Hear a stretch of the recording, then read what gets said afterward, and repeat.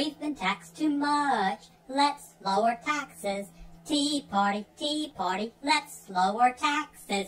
Fight against the increase. Huh? The protest was actually about a tax cut, not a hike, and those hurt by the change were mostly smugglers?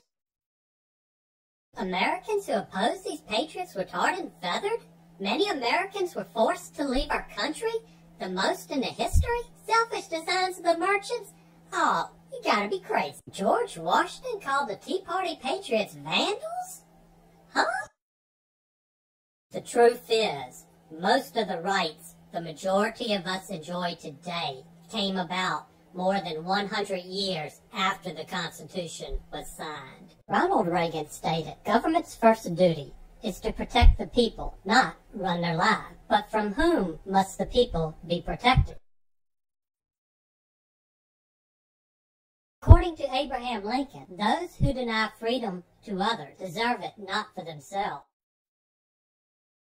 Franklin Roosevelt, liberty is not safe if the people tolerate the growth of private power to a point where it becomes stronger than their republic itself. It is a myth that the so-called Tea Party united the colonies. No one who claims to have taken action during that event in Boston played a significant role in a government under the Constitution of the United States. Now, once the Constitution was ratified, only about 6% of the American population had the right to vote. On a federal level, you could only vote for a member of the House of Representatives.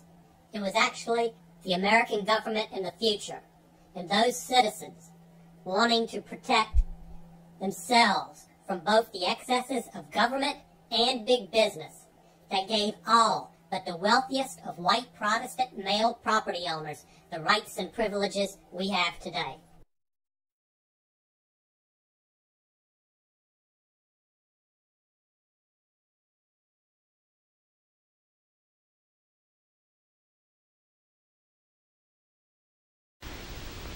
We must never let that happen to us or to our country.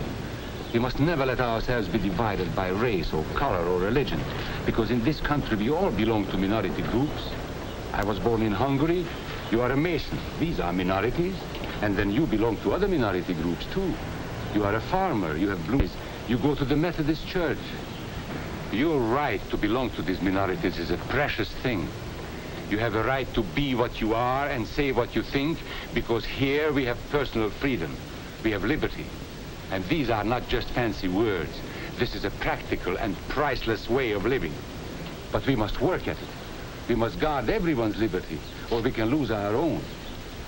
If we allow any minority to lose its freedom by persecution or by prejudice, we are threatening our own freedom. And this is not simply an ideal.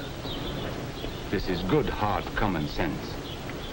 You see, here in America is not a question whether we tolerate minorities. America is minorities.